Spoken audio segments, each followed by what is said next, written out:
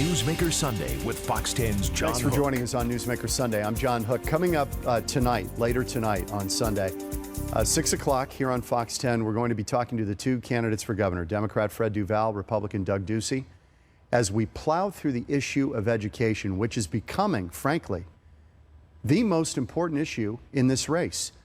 They had their first debate to talk about education or talk about the economy and the budget, and it turned into a discussion, a very vital discussion about education, and we're going to take it even deeper tonight. So looking forward to that, and to kind of run us up to the debate tonight, two guys who know the issues extremely well. Dr. Chuck Essigs, Arizona Association of School Business Officials, and Andrew Morrill, who is the president of the Arizona Teachers Association.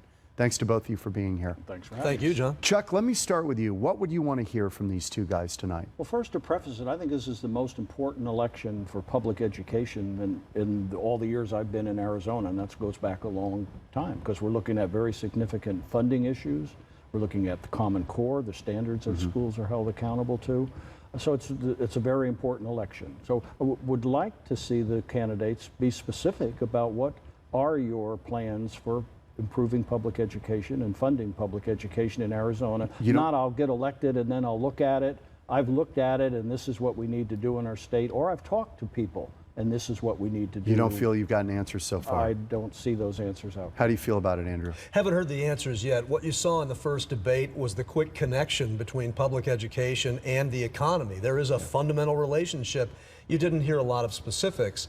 I know that teachers and those who work in our public schools all across the state need to hear some specifics and specific ideas from these two candidates. Why are the teachers so frustrated? I mean, my kids, we have had some wonderful teachers in my kids' lives, but when you talk to a lot of the teachers, I get a sense they feel underappreciated.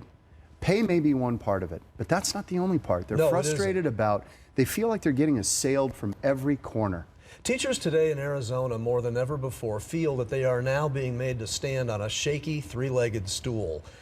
Compensation, as you said, it's important, but it's not what brings people into the profession, because educators, I taught for 17 years. I knew I wasn't going to get rich. You're not going into it for the money. No, you're right? not, but you need to be able to pay your bills. Right. But they're actually paying money now to stay in the job because they're earning less than they were in 2008.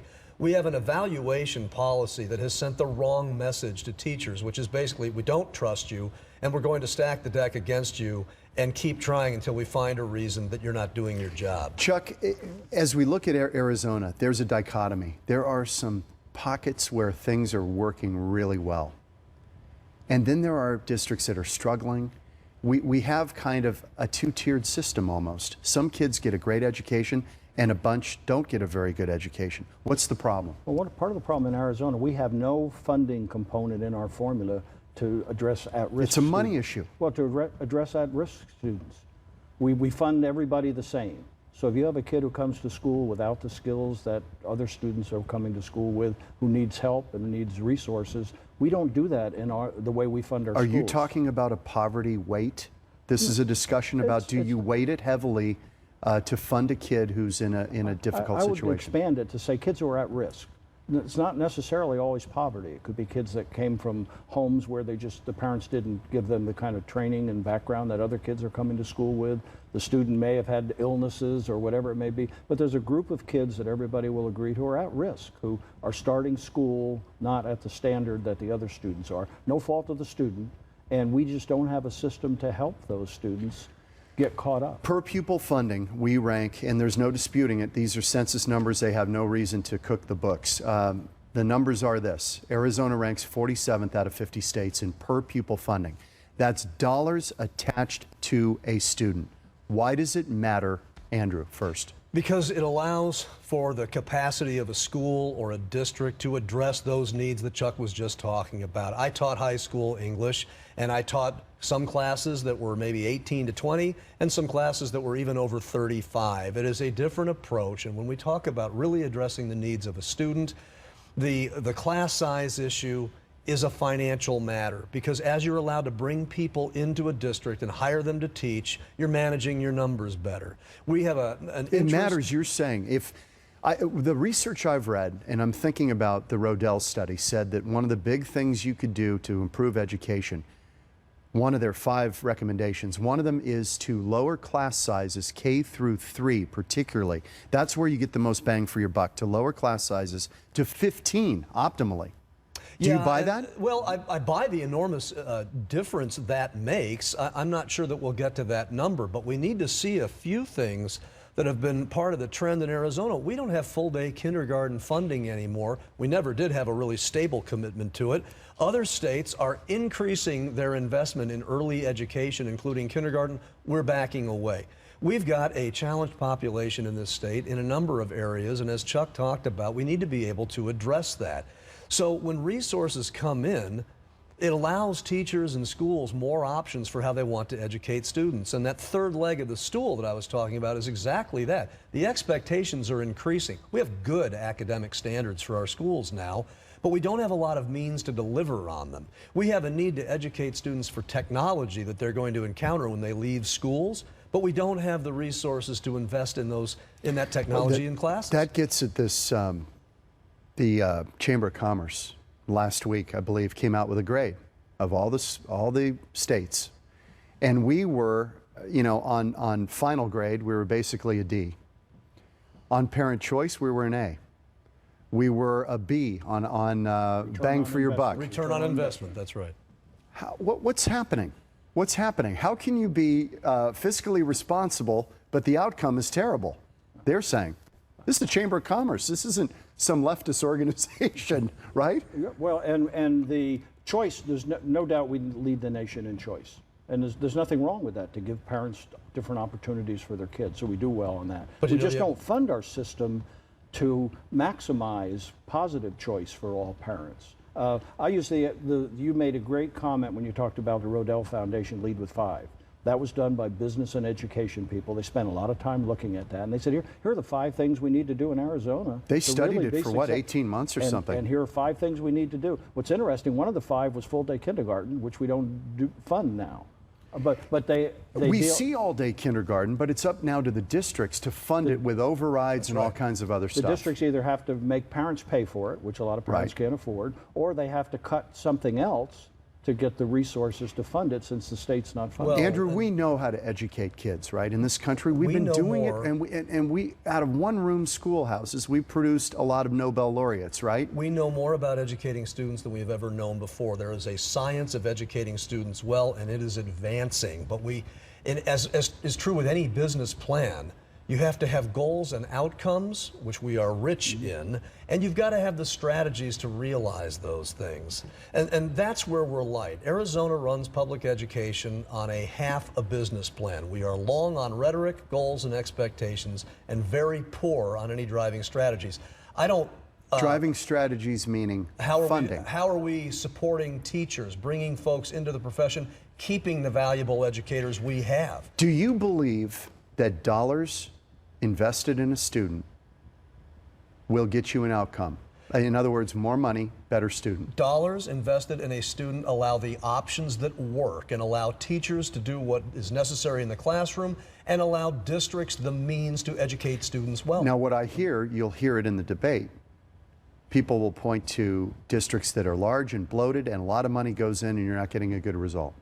Our administration, when you compare it to the rest of the nation's school administration, we're near the bottom in what we spend on administration. Right. In other words, administration costs in Arizona are very low. No, that's not taking money out of the classroom. No. Maintaining our facilities, because the state has not adequately funded facilities, means less money available in the classroom. And I'm conflicted on that one. Now, maybe I'm in the minority on this, but if I have a choice, I want to spend it on the kids and the teachers, not on facilities. But John, that facility is the world in which those students go to school. I get it. I just think of all the great teachers in history who taught in caves and out on a bluff, and they got the job done. Well, that's true. I think the job structure, was a little bit different then. I mean, we are being asked, educators are being asked to compete in delivering education to students with systems around the world that approach education very differently. Front-load investments, front-load teacher preparation, actually treat teachers as professionals and treat education as a kind of a sacred commitment. You think we don't do that anymore? No, we've not caught up with that. Why is that? All. Is it because it's become a political football? Well, let me first define when I'm talking about facilities. Okay. I'm talking about roofs that don't leak, Okay, air okay. conditioners You're talking that about the keeps kids basics, cool, yes, okay. toilets that work. We're not talking about building a Taj Mahal gymnasium. We're talking about just having a basic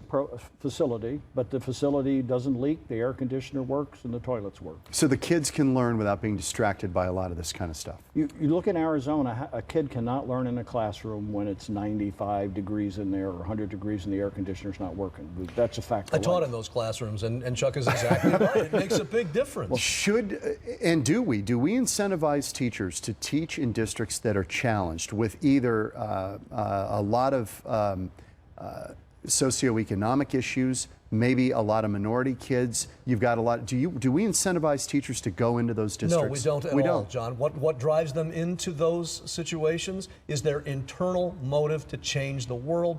That's what brings teachers into the classroom in the first place. We are not incentivizing them, and in fact, yes, we should. Yeah. And in fact, we're actually discouraging them from taking chances and taking risks. I've got to take a break. Before I do, I'm going to give you both, I'm going to tee you up here. If there were one thing you could change, what would you change? I'd make sure that the funding system we have is adequate to provide the kind of services that kids need, especially money at-risk kids. Money matters. Money matters. And we're not doing it in this state. We're at the bottom, and we've been at the bottom for years and So years somebody and who years. says, Chuck, that's hooey, we spend $9 billion on education every year in this state, and we're not getting a good result. Well, I would go back to the Chamber of Commerce study. They say we get a great result for what we invest. We're not investing. And that's Which the is not enough. And that's the business community saying that, not the schools. That's what the business community is What would saying. you change, Andrew? I would front load the requirements on teacher preparation. I would absolutely invest in the profession of teaching, and I would toughen the requirements to come into the classroom, and I would give teachers the supports they need for what we're asking them to do. If you do that, can the teacher fix what may not be happening at home or in their community? Not entirely, no. We've got to address the larger context of not only how we educate students, but how we raise children. That's way beyond what the school can do. That's beyond this debate. It's beyond what students can do, but it does tie, again, education in the context of the overall All right, state. when we come back on Newsmaker Sunday, we're going to talk about what effect, and this is, you talk about the 1,000-pound elephant in the room. What effect does border policy and kids coming in here who do not speak English as their primary language, what does this do to our education system, and how do we fix it? Back on Newsmaker Sunday in a moment.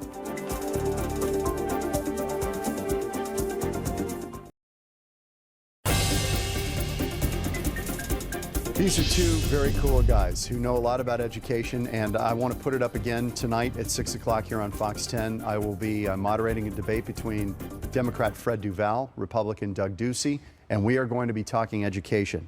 And we're not going to gloss over it. We're going to drill down on this thing and try to get some specific answers from these two guys as to where they want to take this state when it comes to education.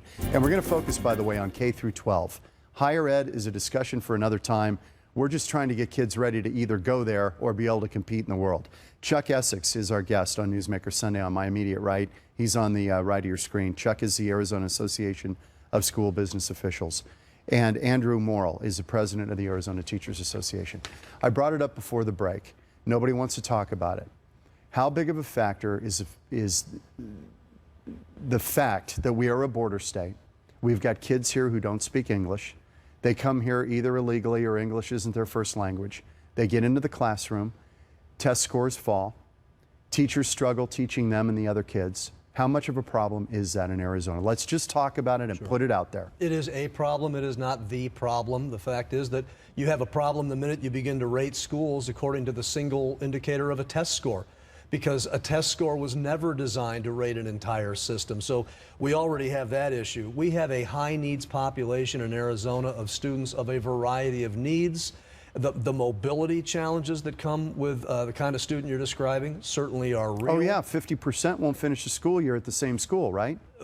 Incredibly mobile population for a lot of reasons. But really, I think that if we had an overall picture of investments and supports, if we had a vision for the schools we want and we were willing to get there, we would find that we could address that very real problem. It's a problem. It's not the biggest problem. Who's dealt with it well as terms of border states? Who's dealt with that issue well? Texas has made some gains from what I'm told. Frankly, John, I spend so much time looking at the needs right here inside Arizona.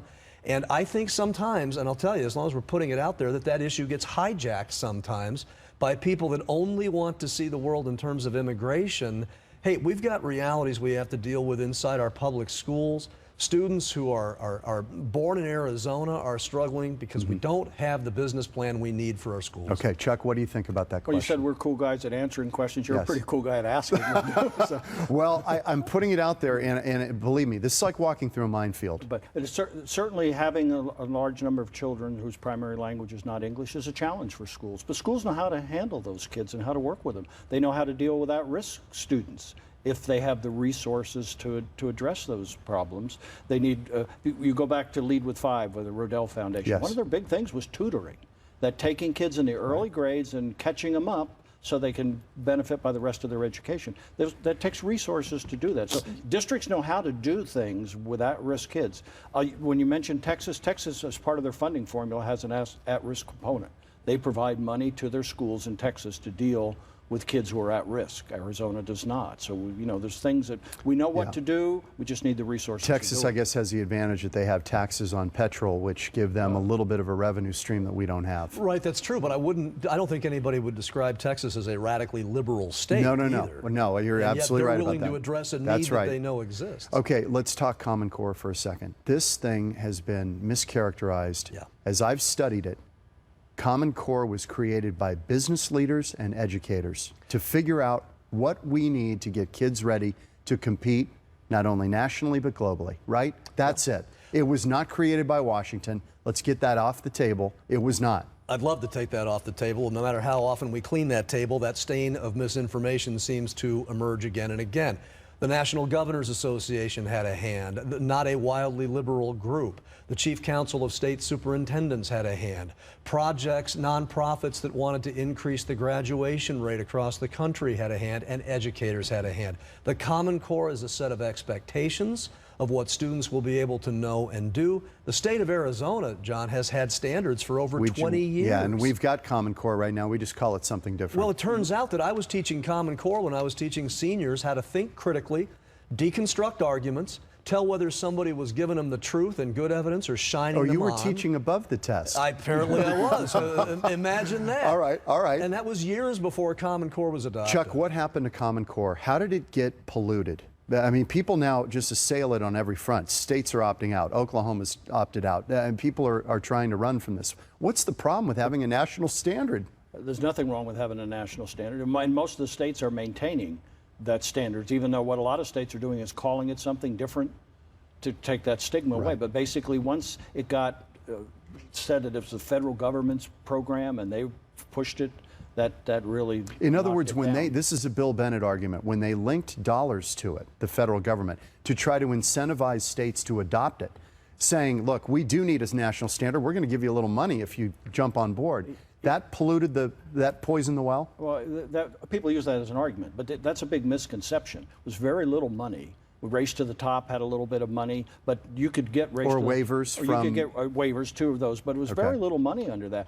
If you ask the State Department of Education, if the state did away with and I'm not saying we should do away with Common Core, but if we did away with Common Core, we wouldn't lose a penny in funding. So it's not like the funding in Arizona. So how did this happen that everybody's saying this is a Washington... Because Race to the Top, they made it one of the components, but you kind of got extra credit. But a lot of states who didn't have Common Core still got... So bottom line qualified. this for me. Common Core, you both believe, is essential, that this standard is appropriate to try to get kids ready and know what they know so they can compete in the world. The standards make sense for students. The standards do leave students thinking more critically and deeper. The teachers that I talk to on a regular basis, more of them want to continue the Common Core. They've been preparing for it, John, for 4 years. Remember, this is not new. No, I know. The state board adopted them in June of 2010. But what the teachers will be quick to say is, we are not getting the help and hear the it all the time. resources for us to be successful Right, with they students. don't know what to teach. They're saying, look, we're trying to teach the Common Core, but nobody's telling us if we're doing it right or well. It's not the Common Core standards, it's the lack of commitment to making them work in our system. And teachers are even now After years of being very sensitive to test scores that have been misused to make decisions for which they were never intended and shouldn't have been used, teachers now are saying, well, what's the test? They're almost reflexively saying, well, I don't know about the standards because I don't know the assessment that's going to be used to gauge my success. We don't have a test yet. We've done that to the teaching profession. We should be focused on implementing the standards, and then as time goes on and it makes sense, looking at the assessment. Okay, before we go to break, since you're the business guy, is there a place in this budget right now in Arizona where there would be money to put toward education without raising taxes? Well, first thing, they should settle the lawsuit. And districts are willing to work with them to settle it. It's going to cost money. The judge says we need to right now pay $317 million. I'm sure they can figure out a way to make that work with some adjustments in the state budget. Would that $317 million, by the way, make a difference? Make a big difference. It would. Yeah. If you go back and look at where we are in per pupil funding by the legislature's own report, which we kind of shared with you, where you look at where we are in inflation-adjusted funding, we're way below where we were. We were $9,000 in 2007. Right. Now we're at $7,000. Education's been cut 20%. The state portion of it has been cut 20% since 08, and we have not gotten anything back. And we're real low spending to start. You know, if we were Massachusetts or some state that was near the top, maybe being cut wouldn't be quite so bad. So you do believe that dollars per student make a difference in the outcome? Dollars per student give districts the options they need to be able to educate the way we're telling schools we want them to educate. We're very clear in our expectations, but the state has not provided the foundation. All right, we're back with Chuck Essigs and Andrew Morrill from the Education Association talking about tonight's debate and what they want to hear from the candidates when we come back on Newsmaker Sunday.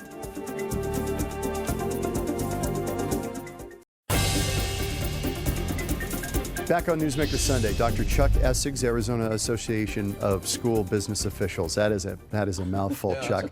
Andrew Morrill is the president of the Arizona Teachers Association. All right, we've talked about economic development in the state and that there is a tie between our future as a prosperous state, attracting and keeping business, and education. And you say that bond has never been stronger.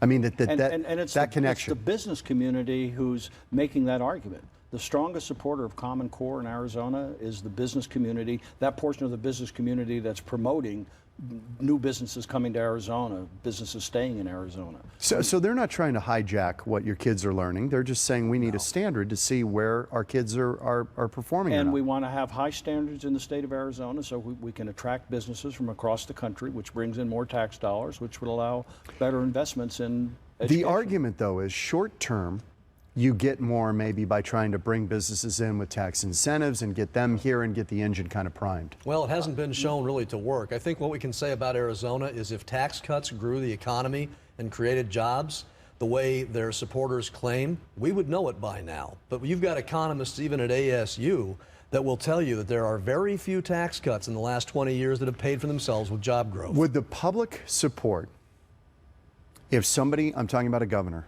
went out front and said, look, guys, we can't compete unless we fund education. We've got to get these kids ready. They are our future. They're our economic engine. The public has answered that question twice when a governor led the conversation, once in 2000 with Prop 301 and then once with a short-term sales tax of a penny. But the difference, and you hit on it, John, was you had the governor willing to be a leader and call out education as an investment worth making. Do you see either candidate doing that? I see one candidate doing that. I know who you say will do that, and that would be Fred Duval. Do you think... Well, that's a good question to ask him on Sunday night. Well, thank you, Chuck. Write that one down, John. Here's very specific. Would you do that? Not, well, maybe or whatever. Would you take that? Would the public buy in, though? You believe they would. They did in both of those cases. The public did twice. Do you think they would in this environment? I think so. Depressed wages, no raises, people are doing more with less, all of that. I think you have to be able to tell a vote. I mean, I'm a parent, I'm a voter. Educators are taxpayers. They're going to vote for this decision also. You need to be able to tell people where their money's going to go. You need to be able to tell them how they're going to know it's working. And we've been answering that question. I think there are better ways to answer it than we've done. Are you hopeful or not? Well, yeah, Andrew brought up two very specific examples. Plus, overrides in school districts. Every 5 years, districts go out, and most of them pass. Most of them get reapproved, not all of them. But people are getting sick of it. They are, but they're also passing them again when it's well laid out what it's for. You guys will be there Sunday night? We will be there. I will see you in a few hours. 6 o'clock, the debate. Fred Duval, Doug Ducey. One of them will be your next governor. Who will take on this education issue? We're going to talk to them both about it coming up in a few hours. We'll see you later on Newsmaker Sunday.